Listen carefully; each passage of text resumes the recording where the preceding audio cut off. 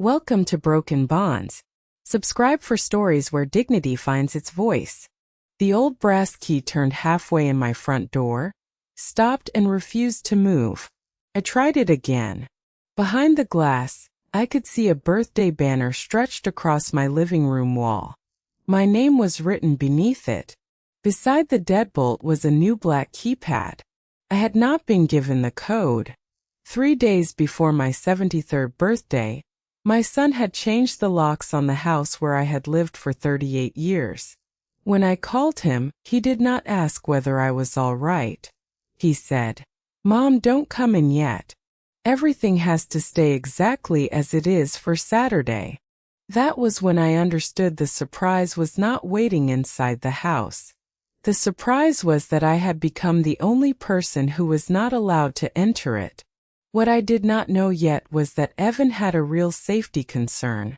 The back door latch had been failing for months, but he had repaired the danger by changing the boundary, and then quietly changed who was allowed to control it. My name is June Harper. I was a widow for 6 years, a retired elementary school music teacher for 12, and the owner of a small bungalow where I had lived most of my adult life. It was not a grand house. It had 2 bedrooms, 1 bathroom, a narrow front porch, and yellow kitchen cabinets Robert had installed in 1986. Robert was my husband. He died 6 years before the birthday when my son changed the locks. We bought the bungalow when Evan was 6. Robert marked Evan's height along the hallway trim until our son was taller than both of us. When Robert died, people asked whether I planned to sell. I always said no. I was not preserving a museum. I was living in my own home. That distinction became important after I turned 70.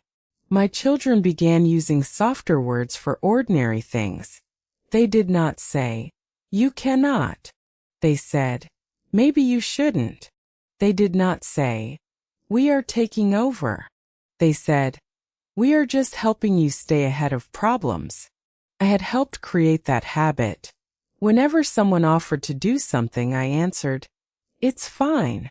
If a repair was inconvenient, I said I could wait. If Evan changed a light bulb and rearranged 3 shelves while he was there, I thanked him instead of telling him to leave the shelves alone. I believed accommodation was kindness. I did not notice when my family began treating it as consent. The first sign that the back door was failing appeared in early spring. The door led from the kitchen to a small concrete step and then into the yard. The latch had become loose. Sometimes the door closed but did not catch fully. I mentioned it to Evan during Sunday dinner. "The back latch needs looking at," I said. He put down his fork. "Does it lock at all?" "Usually." Usually is not a good answer. It is an old door. "Mom." I put a chair under it at night. His face changed. "You what?" "It is temporary." "You have been putting furniture against a door instead of telling me?" "I told you." "You mentioned it." "That is not telling me." I looked at Melissa, his wife. She was slicing bread and listening without appearing to listen. "We can get someone out this week," Evan said. "I have a birthday coming up. We can deal with it after." He stared at me. "What does your birthday have to do with a broken lock?" "Nothing. I just don't want a dozen people in the house while someone is working on the door." Melissa smiled. "We're planning something small." "What kind of something?" Evan and Melissa exchanged a glance. "It's a surprise," Melissa said. I pretended to be pleased. I had never been good at surprises. I liked knowing how many chairs to put out and whether the cake needed refrigeration. "That sounds lovely," I said. Evan pointed at me with his fork. "And no trying to organize it." "I would never." He laughed and I laughed with him. Then I said, "It's fine." That sentence would return to me many times. 2 weeks later, I went to a medical appointment for my knee. Nothing serious had changed. The doctor recommended that I continue walking and use the cane on days when the joint felt unstable. Afterward, I stopped at the pharmacy and bought tulips from the market. My birthday was 3 days away, and I wanted fresh flowers on the kitchen table even if the celebration was a surprise. When I drove home, Evan's truck was parked near the curb. I smiled at first. I thought he had come to fix the back door. Then I saw the keypad. It was mounted beside the front deadbolt, black against the white trim. The old brass hardware was gone. The door had a clean rectangular patch where the previous lock had been removed. I parked in the driveway and walked up the path with a grocery bag in one hand and the tulips in the other. My key did not work. I tried it twice. Called Evan. "Hi, Mom," he said. "What happened to my front door?" "We upgraded the locks." "You changed them?" "For safety." "You changed both locks?" "We changed what needed changing." I looked through the glass. Inside, there were boxes on my dining table and silver paper stars hanging from the light fixture. "Why can I not get in?" "You can. You just need the code." "Then give me the code." A pause. "Not yet." I thought I had misheard him. "Evan, I am standing outside my house." "I know. The party setup is not finished. I live here." "Mom, please don't make this difficult." The grocery bag cut into my fingers. "Give me the code." "It's a surprise." "A surprise I cannot enter?" "Melissa has the spare key." "Which spare key?" He did not answer. I looked at the flowers in my hand. One of the tulips had bent against the plastic wrapping. "Evan, I need to go inside. You're going to spoil your own birthday." "I am not a guest at my own birthday." He exhaled. "We'll talk tonight." Then he ended the call. I stood on my porch for another minute, listening to the wind move through the cedar tree Robert had planted. The key remained in my hand. I had owned it longer than Evan had been alive. It no longer opened the door. I drove to my sister Nora's apartment with the tulips on the passenger seat. Nora lived 20 minutes away and had the practical gift of becoming quiet when someone else was upset. She opened the door before I knocked twice. "What happened?" "Evan changed my locks." She looked behind me as if the new lock might have followed. "Why?" "He says safety." "Was there a break-in?" "No." "Did you lose a key?" "No." "Then what?" "He is planning a surprise birthday dinner." Nora stared at me. "Does the surprise include you being locked out?" "I hope not." "You are still making excuses for him." I set the tulips in a glass of water. "He did say the back latch was dangerous." "Was it?" "Yes." "Then he should repair the latch." "I suppose he thought changing the whole system was safer." "Did he give you the code?" "No." Nora took off her glasses and cleaned them with the edge of her sweater. "June, you have to hear what you are saying." "I hear it. You are standing outside your home because your son is keeping the code from you." "I know. And you are calling that a surprise." I wanted to be angry with her for making the situation sound worse. Instead, I heard my own sentence clearly for the first time. I was not locked out by an unknown person. I was being excluded by the person who believed my silence gave him permission. Nora did not tell me what to do. She only asked one question. "What do you want to know first?" I thought about it. Who has been inside my house? That was the first decision I made without saying, "Whatever is easiest." That evening, Evan and Melissa came to Nora's apartment. Evan said the code would be given to me at dinner, when the family arrived. "Everyone would have it?" I asked. "Only family. Except me." "It is your surprise." "No. It is my house." Evan repeated that the back door had been unsafe and that the old front lock was worn. "I told you a nice thing would have been asking what I wanted repaired." We knew you would say the expense was unnecessary. Maybe I would. Did you ask me? You would have said no. That is not the same as asking. He rubbed his forehead. Mom, the whole point was to make one thing easy for you. Then why did you make it impossible for me to enter my own home? He looked at Melissa. We wanted the setup to go smoothly. Without me, you would have seen everything. I saw everything through the glass. Silence settled between us. Who has the code? Melissa and I. Anyone else? Not yet. Does that include the people coming to my house? He did not answer. I need the locksmith's name, I said. Evan looked up. Why? Because my locks were changed. Mom, I am asking for the name of the person who worked on my house. He shook his head. You are making this formal. You made access formal when you decided I had to wait for permission. He stood. We will talk tomorrow. I hope we do. This time I ended the conversation. The next morning I found a locksmith card in my mailbox. The company name was Salazar Security. The card had been left beneath a grocery circular, as if the repair were an ordinary piece of neighborhood business. I called. Mr. Salazar answered himself. He remembered the house. The back latch needed adjustment, he said. The strike plate was worn. Was anything else wrong? The front deadbolt was old. It could be replaced, but it was still functioning. I sat down at Nora's kitchen table. Did Evan ask you to replace it? Yes. Did he ask for a keypad? Yes. Why? He said multiple family members needed access for a planned event.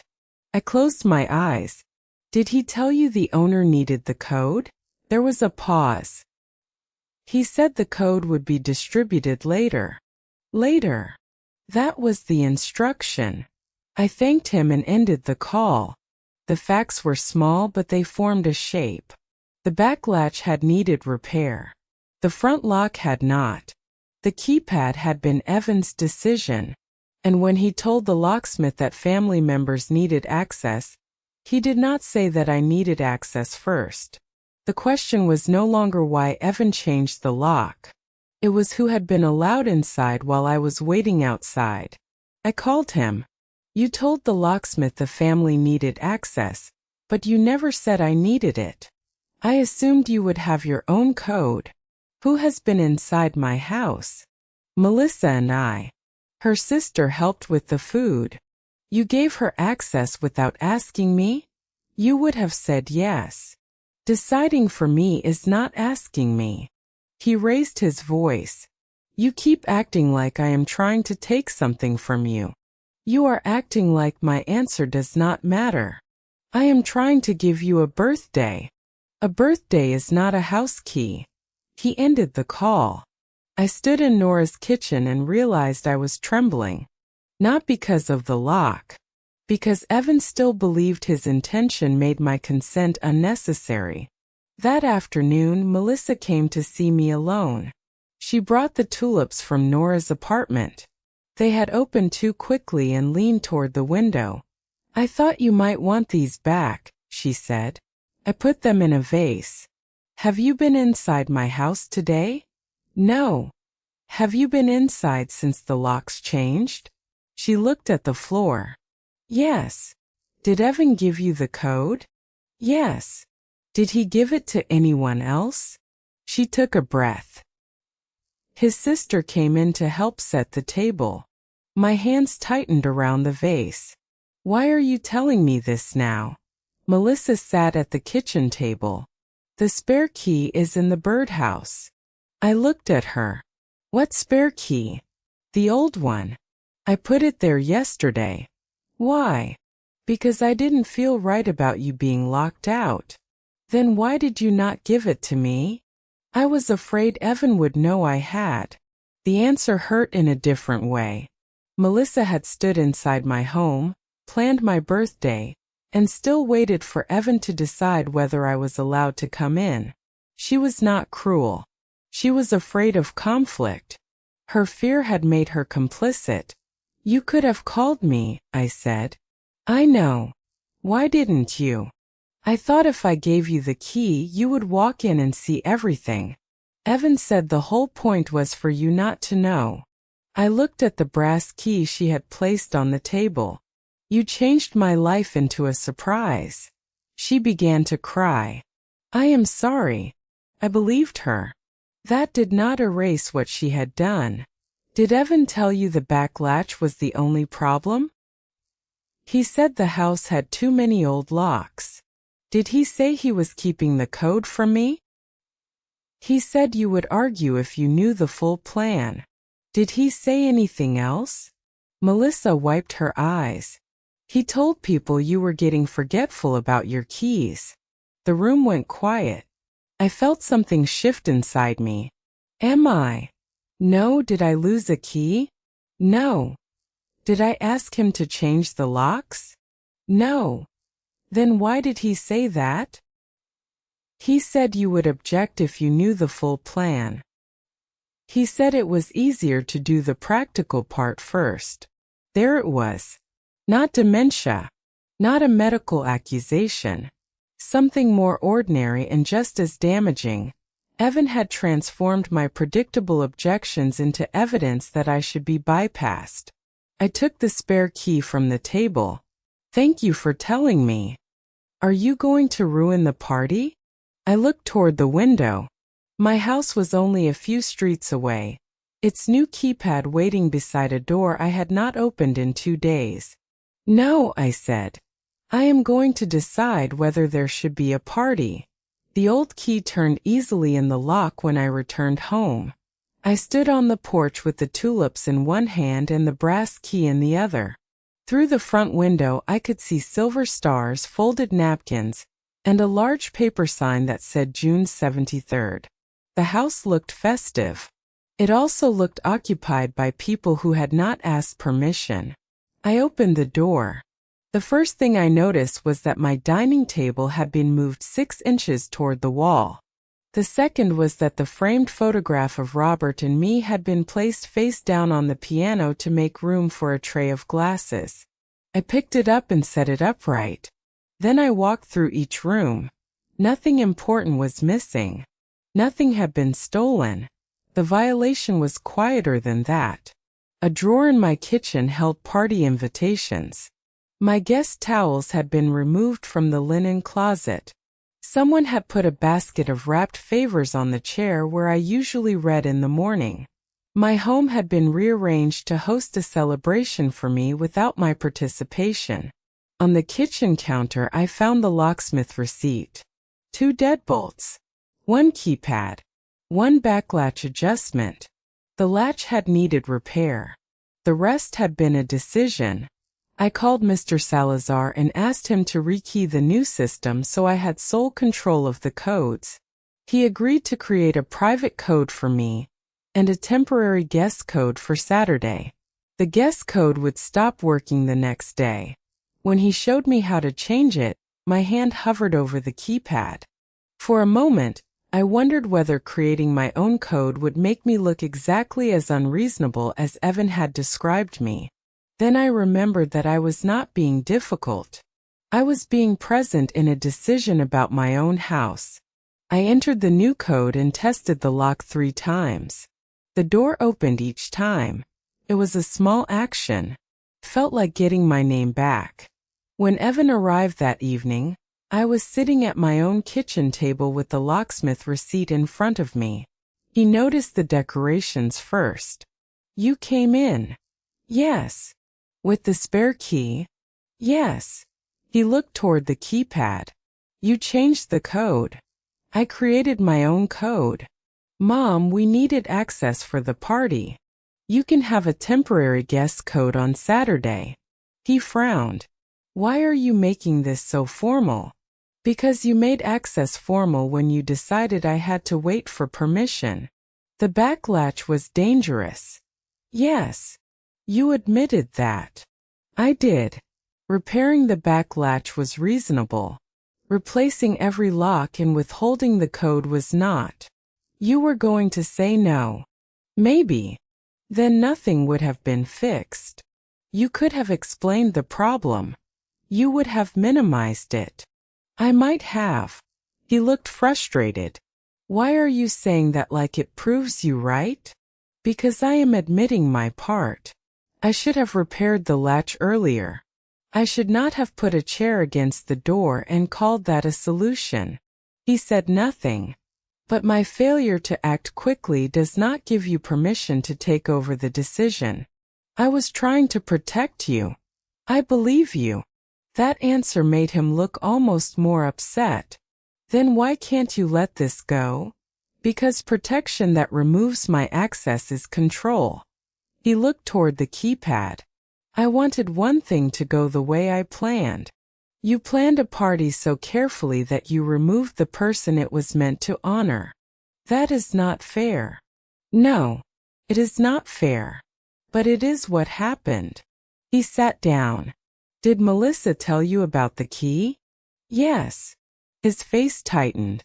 She was supposed to leave it until Saturday. Why? Because you would go inside. It was my house.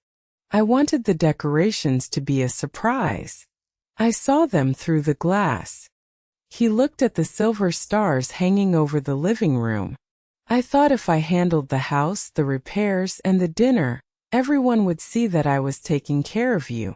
I did see that you were trying. But you saw the other thing too. Yes. And you will tell them I was not forgetting my keys. He looked down. I will. Not because you want to protect me. Because it was not true. I know. He rubbed the back of his neck. I don't know how to help without taking over. That is an honest problem. What do I do? Ask before acting. If I say no, ask whether I have a reason. If the answer is still no, you decide whether you can respect it. He looked at the receipt. And if you do not, then you do not get to call control help. The sentence remained between us.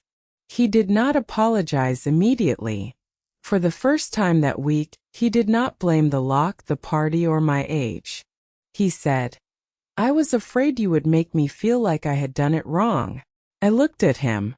That is different from saying I was incapable of deciding. I know. Do you? I am trying to. It was not a perfect apology. It was the first answer he had given me that did not make his intention more important than the effect. I asked Evan who was coming on Saturday. He listed the relatives, the neighbors, Melissa's parents, and Mrs. Bell, who had taught beside me at the elementary school. Anyone I have not met? I asked. No. Anyone who thinks the evening is a performance? He almost smiled. You always made seating charts. I said I would not organize it before I knew I would be locked out. Fair enough. I did not cancel the party. For a moment I had considered it. I had the right to send one message and tell everyone the evening was over. But I did not want Evan's mistake to decide whether I celebrated my own birthday. I wanted Nora's stories. I wanted the lemon cake Melissa had made. I wanted to hear Mrs. Bell complain about the school board and then ask for another slice. I wanted the evening. I just did not want to receive it as proof that I had surrendered. On Saturday afternoon, I wore a green dress Robert had liked. The new keypad was visible through the front window. My brass key sat in my purse. At 6 o'clock, Evan arrived with the temporary guest code. He stood outside the door and waited. You can come in, I said. He looked at me. Do I need to ask? Yes. He swallowed. May I come inside? I opened the door wider. Yes. It was awkward. It was also the first honest entrance he had made all week. Melissa followed him carrying the cake. She hugged me, then whispered, Happy birthday. Thank you. Is the guest code working? It will stop working tomorrow. She nodded. That seems fair. The guests arrived slowly. I opened the door for each person. I chose where coats went. I moved the table back to its original place and put Robert's photograph upright on the piano. Evan watched me do it. At one point he reached for the frame. I touched his wrist. Ask first. He stopped. May I move the photograph so people can see it?